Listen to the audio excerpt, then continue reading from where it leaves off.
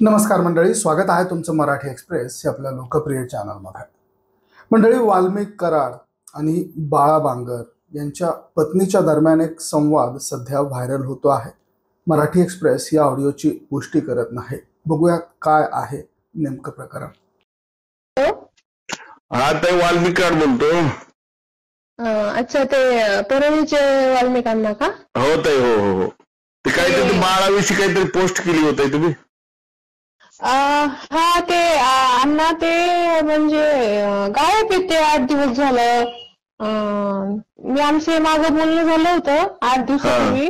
तर तेव्हापासून मी हे केलं, त्यांना कॉन्टॅक्ट करायचा प्रयत्न केला, पण ते काय गायबच आहेत. म्हणजे मी सगळी माहिती घेतली. त्या दिवशी त्यांच्या शाळेतले एका शिक्षकांचे वडील वारले होते गावाकडं. त्यांच्या मातीला ते तिथं नव्हते आणि बरेच म्हणजे माहिती घेऊनच हे सगळं केलं आणि ते ऍक्च्युली नाही. त्याला ऍडमिट केलेले दवाखान्यात, मीच पुण्याला ऍडमिट केलेले दवाखान्यात त्याला. नाही अण्णा, ते ऍडमिट वगैरे नाही येते. मी माहिती काढली त्यांची. त्यांनी जाताना खूप जोरात मला भांडून वगैरे गेले ते. आता ते ऍडमिटचं नाहीच काही विषय. मला बोलताना ते असे बोलून गेलेत की मी मुंबईला राष्ट्रवादी भवनमध्ये चाललोय. तर मी तशीही माहिती घेतली अण्णा.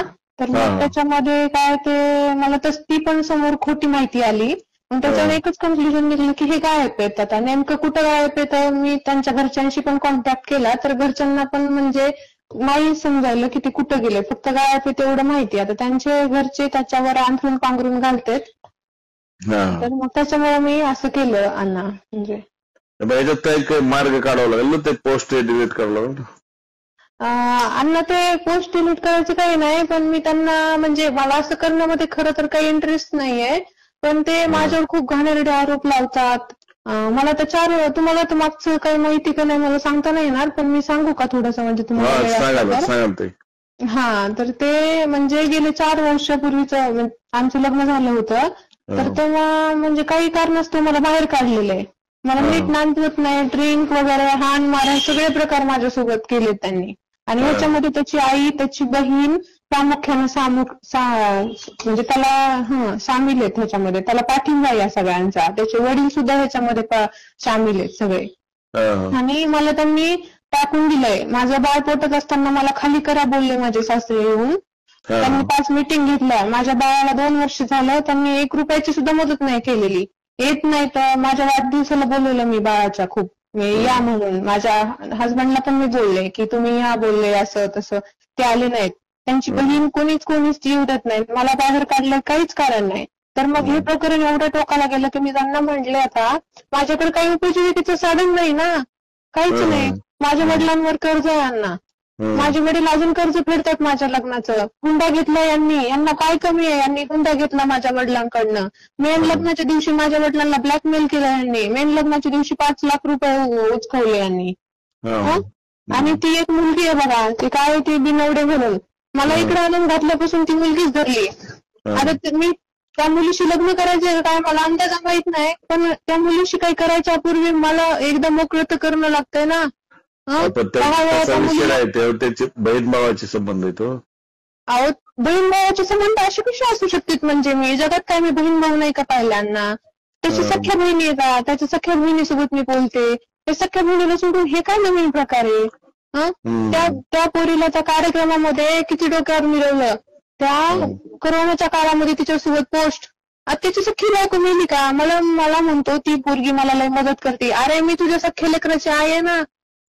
हा, त्या पोरीला डोक्यावर घेतलं मरणाचं.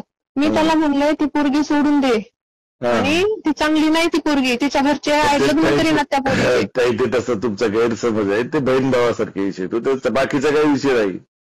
अहो, काही जरी असलं ना तरी पण तिला असं फोकसला आणणं, सारखं तिच्या सोबत राहणं, त्याच्यामुळे आमची लाईफ डिस्टर्ब पहिली ना.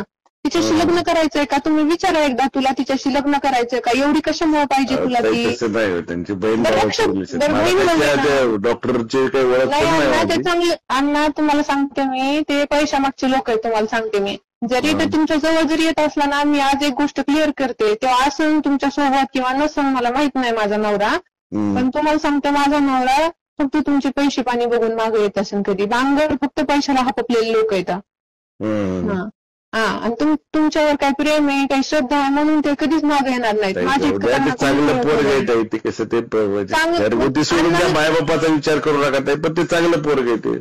अण्णा ते चांगलं असतं तर त्यांनी मला नांदवलं असतं आणि मग तू राजकारणात उतरला असतं. ह्याला म्हणते चांगलेपणाचं लक्षण. त्याचे आई वडील सुद्धा मला सपोर्ट देत नाहीत अण्णा. मी छोटे मोठे जॉब करते गुगलचे, त्याच्या ऑनलाईन घरी बसून. मला माझे सासू सासरे आणि माझे नवरा मला 1 रुपयाची मदत नाही. मी अभ्यास करून मार्क मिळवले तर हे कधी म्हणत सुद्धा नाहीत आमच्या संस्थेवर आम्ही घेतो तुला म्हणून. लग्न करताना यांनी बोली केली होती म्हणून मी लग्न केलेलं आहे. मला वाटलं नोकरी तरी भेटन, चला बाकीचं नाही काही भेटलं तरी पण. हा, आणि माझ्या लेकराला सुद्धा आजपर्यंत ड्रेस नाही. माझ्या लेकराला बघायला नाही आला हे कुत्रा, आणि ह्याने काहीच मदत नाही केली. मी गेल्या महिन्यात त्याचं जावळ काढायचं राहिले, जावळ सुद्धा काढायचं म्हणली मी, जावळ सुद्धा काढीना. बर्थडे होता माझ्या लेकराचा मागच्या महिन्यात, लेकराच्या बर्थडेला सुद्धा नाही आला हे माझ्या. हा, हे तुम्ही म्हणतात ना ते पोस्ट हे मी हे करायला यांनीच मला मजबूर केलंय अण्णा. कसं असतंय त्याला कॅरियर आहे, म्हणजे भविष्य आहे त्याला, असल्या गोष्टीला थोडं हे होतंय. ते 4 चौघात गेल्यावर थोडं हे खाली बांध घालायची पाळी येते. मी म्हणले होते लास्ट टाइम, म्हणजे लास्ट आठवड्यामध्ये माझे सासरे आले होते. मी त्यांना स्पष्ट बोलले होते, मला माझं द्या, माझ्या लेकराचं द्या, नाहीतर मला नांदायला घेऊन जा. मी तुम्हाला सांगते अण्णा, मी नांदायला तयार आहे. मी आत्ता पण नांदायला येते. पण यांना का नांदायचं नाही माहिती का? यांची काहीतरी प्रॉपर्टीचे लफडे मॅटर येतं, आणि ह्याला पोरींचे नाद आहेत ह्याला. ह्याला बाहेर जातो आता, मला सांगता नाही येणार हे बाहेर कुठं गेलाय, कुणासोबत गेलाय. पण गैरसमज करू नका ताई, ते पुण्याला दवाखान्यात ऍडमिट. मग तुम्ही काय करा अण्णा, त्याला म्हण लाईव्ह लोकेशन तुझं शेअर कर तुझ्या बायकोला, पोस्ट डिलीट करते मी. मला माझं मिटवायला लागेल ना अण्णा. तुम्ही मध्ये माझ्या साईडने या खोटे लोक आहेत अण्णा, हे माझी सत्तेची बाजू. ऐका, तुम्ही मला बहिणीसारखे ते भावासारखे, मी दोघांच्या मध्येच मी बाजूच काही एकाची तुमची बी घेणार नाही, त्याची पण घेणार नाही. मला माहिती आहे तुम्ही मला साथ द्या, तुम्ही चुकीच्या माणसाला साथ देऊ शकत नाहीत हे मला पण माहिती आहे अण्णा.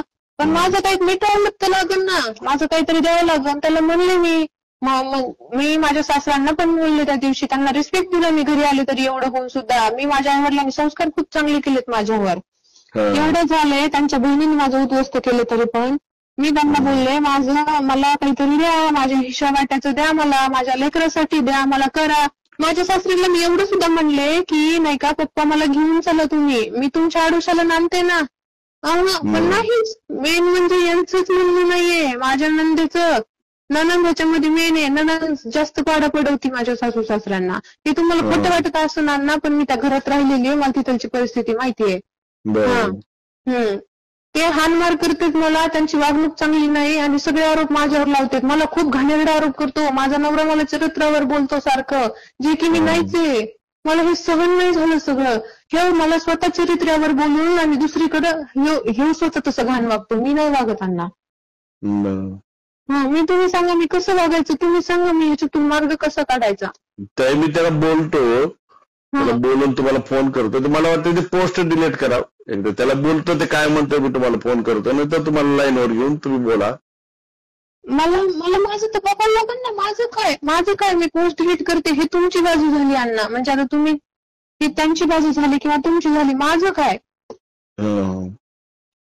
नाही ते त्याला बोलतो ताई मी, वाटलं तर लाईनवर घेतो तुम्हाला. त्याला ते कसं ताई, ते खाली बघायचा विषय होतो. हे कसं पोस्ट केलेली काही 1 दिवसात राहत नाही ना, ते 10 जणांकडे जाते. तर हो, मी हे अंधारात सांगितलं होतं अण्णा आधी, तुम्ही त्यांना विचारू शकतात. मी बोलले होते की पुढे मी असं करू शकते, त्याच्या आत तुम्ही माझं काहीतरी मिटवा. त्यांनी खूप लहान, त्यांना काय वाटते माहिती का, माझे वडील एक सामान्य शिक्षक आहेत आणि हे काय करू शकते, आमच्या समोर आम्ही खूप मोठे आहेत. मग मला कसं पण त्यांनी गव्हासोबत किडा रगडीला.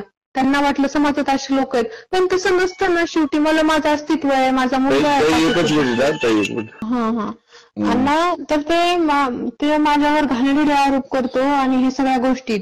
मला त्यांना जर मिटवायचं असलं तर त्यांना मिटवा, मी नांदायला जायला आज पण तयार आहे. मला म्हणजे माझ्या लेकरासाठी नांदवायला नाही म्हणले तर पुढे काय येत नाही, असं कसं अण्णा. म्हणजे तुम्ही बोलून बघा ना तरी पण, म्हणजे एकदा नाही म्हणलं असं तर दे म्हणा त्याला अर्धी प्रॉपर्टी, नको नांदू. अशी खुशी मी घेतो ना, अर्धी प्रॉपर्टी टाक म्हणा, संस्था टाक, आणि मला काय त्या दिवशी म्हणले होते CR द्यायचे, तर चांगली गोष्ट आहे ना. मग मला तर प्रॉपर्टी याच्या आधी काही बोलणं झालं का तुमचं काय पैशाबद्दल ह्याच्याबद्दल? नाही, बोलणं नाही झालं. तर ते बोलले होते आपण बसू आणि तुला किती CR पाहिजे ते मला माग. पण त्यांचं कसं असते, प्लॅनिंग असते. तर मी म्हणलं आपण बसून बोलू. तर हे काय असं काय झाले तर न सांगता मला असं कायच नाही व्हायचं ना. नाही दिदी, ते भ्यालाय पुण्याला ऍडमिट आहे, गायब फिरत नाही असं डोक्यातून संशय काढून टाक. नाही अण्णा, तो गायब वगैरे म्हणजे ऍडमिट वगैरे नाहीये पुण्याला. तो जाताना कचाकच मला भांडून गेलाय, काहीच नाही, शिव्या देऊन गेलाय, घाण आरोप करून गेलाय तो माझ्यावर. आणि मला स्वतःला त्याने चरित्रावर आरोप करतो. मला ही सगळ्यात जास्त लागणारी गोष्ट आहे. गेल्या वेळेस माहिती का, तुम्हाला सांगू आता, माझ्या भावासारखे अण्णा, तुम्ही सांगू नये त्या गोष्टी. ह्याने खूप घाण आरोप केले. तर मला मरावंसं वाटलं अण्णा. मी म्हणजे माझ्या घरच्यांनी मला अडवलं. माझ्या लेकराला आई नसती राहिली हो अण्णा. बरोबर. ह्याला काहीच नाही, म्हणजे ह्यांना काहीच नाही. मग मी म्हणते ना, माझं जाऊ द्या, माझ्या लेकराचं सुद्धा ह्यांना काहीच नाही पडलं. माझ्या लेकराचं तोंड सुद्धा बघायला नाही आली ती आजी म्हणणारी. ती संक्रांतीच्या दिवशी जी जाते ना विधवा बायांची हे करायला, तिने स्वतः मला विधवासारखी आयुष्य दिले माझ्या सासूने. मला एका पण संक्रांतीला त्या सासू म्हणणारीने साडी घेतली नाही. मी जेव्हा म्हणते ना तेव्हा मला म्हणते, तू विकारासारखी आम्हाला साडी काय मागतेस. एका साडीहून मी गेले का हो? यांच्या जवळ जळता जळाना आणि विजायला पाणी भेटाना. एका साडीहून गेले का मी? विचारा बरं, तू तुझ्या बायकोला लास्ट टाइम आणि तुझ्या लेकराला तू कपडे आणि तुझ्या बायकोला साडी कधी घेतलेली आहेस म्हणून. नाही नांदायचं म्हणजे काय, मला वाऱ्यावर सोडायचं का? नाही नांदवायची तर नका नांदू. मी तर आज पण यायला तयार आहे बघा अण्णा. मी तुमची बहीण आहे, तुम्हाला सांगते. मी काय तशी मुलगी नाही की म्हणजे दुसरं लग्न आणि ते तसं अजिबात नाही. मी कधी पण नांदायला तयार आहे. मला तुम्ही आज अर्ध्या रात्री म्हणलात ताई तुला जावं लागेल नांदायला, तर मी जाईल. मग शेवटी ते नाहीच जर म्हणले, तुम्ही समजून सांगा. आणि तरी पण नाही ऐकलं तर मग द्या अर्ध प्रॉपर्टीचा हिस्सा वाटा, मी सरकते बाजूला. ताई त्याला बोलतो, माझी एक विनंती होती भाऊ म्हणून, ती पोस्ट डिलीट केली, चांगला होईल विषय. त्याला बोलतो मी ताई, म्हटलं तुम्हाला लाईनवर घेतो दोघांना. हो मी करते अण्णा, पण माझी पण तुम्हाला एक बहीण म्हणून रिक्वेस्ट आहे की नाही का, तुम्ही त्याला म्हणा तू आत्ता जिथं आहेस पुण्यात हॉस्पिटलला आहेस ना, तर तू लाईव्ह लोकेशन तुझं शेअर कर. मला त्याने जर लाईव्ह लोकेशन शेअर केलं तर मी आत्ता पोस्ट तुमच्या म्हणण्यानुसार डिलीट करायला तयार आहे. चालतंय ताई, त्याला बोलतो, तुम्हाला वाटलं तर कॉन्फरन्सवर घेतो, तुम्हाला फोन करू. ते हो चालेल चालेल. झालं जेवण? हो झाला. लेकरू चांगले? हो चांगले अण्णा. चालतंय. तुम्ही माझ्या मायबापासारखे मध्ये पडा अण्णा, आणि तुम्हीच काहीतरी करा. आम्ही सगळ्यांसमोर हात पसरून दमले आता. माझ्या लेकरासाठी तरी अण्णा तुमच्या मी पाया पडते. चालतंय ताई, त्याला बोलून तुम्हाला फोन करू वापस. हो. तर मंडळी, हा तो आवाज आहे. या आवाजाबद्दल मराठी एक्सप्रेस ही पुष्टी करत नाही. तर त्याला बायांचा नाद आहे असं बाळा बांगर यांच्या पत्नी यांचं म्हणणं या ऑडिओमध्ये आपल्याला ऐकायला मिळतं. तर ती पोस्ट डिलीट कर असं वाल्मिक कराड बाळा बांगर यांच्या पत्नीला सांगताना या व्हिडिओमध्ये आपल्याला दिसतं आहे. बाळा बांगर यांच्या पत्नीचा तो आवाज असल्याचं सांगितलं जातं. आणि वाल्मिक कराड याने बाळा बांगर ज्या वेळेस वाल्मिक कराड यांच्या सोबत होता त्यावेळेस बाळा बांगरच्या विषयीचे असंख्य खुलासे आता समोर येऊ लागलेले आहेत. तर मंडळी, परळी, केज, अंबाजोगाई, एकूणच काय तर बीड जिल्ह्यामधल्या दहशतीचं हे सगळं प्रकरण आता एक एक करून समोर यायला लागलेलं आहे. बीड जिल्ह्यामध्ये आका आणि या आकाची जी दहशत आहे ती दहशत किती होती, कशा पद्धतीची होती, याचे वेगवेगळे खुलासे हे समोर यायला लागलेले आहेत. महादेव मुंडे हत्या प्रकरण, त्याचप्रमाणे असंख्य इतरत्र होत असणारे गुन्हेगारी प्रकरण, संतोष देशमुख हत्या प्रकरणामुळे या सगळ्या गोष्टी समोर येऊ लागलेल्या आहेत, उलगडू लागलेल्या आहेत. संतोष देशमुख यांचा ज्या पद्धतीनं खून झाला आणि त्याआधी महादेव मुंडे यांचा ज्या पद्धतीनं खून झाला त्याचे पुरावे, महादेव मुंडे यांच्या हत्येचे फोटोज, पोस्टमॉर्टमच्या रिपोर्ट्स या बाळा बांगर या व्यक्तीने प्रसारमाध्यमांच्या समोर आणल्या होत्या.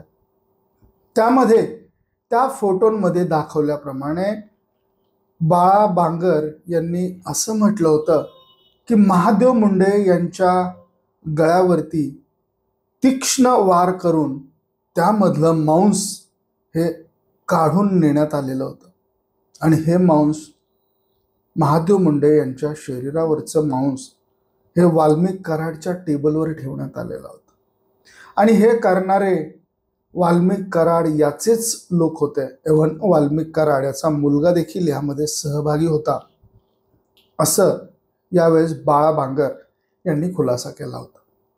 आता बाळा बांगर हे वाल्मिक कराड यांच्याबद्दल इतके खुलासे का करतायत किंवा यांच्या मागे आता काय गोष्टी आहेत, तर बाळा बांगर हे एकेकाळी वाल्मिक कराड यांच्या सोबत होते.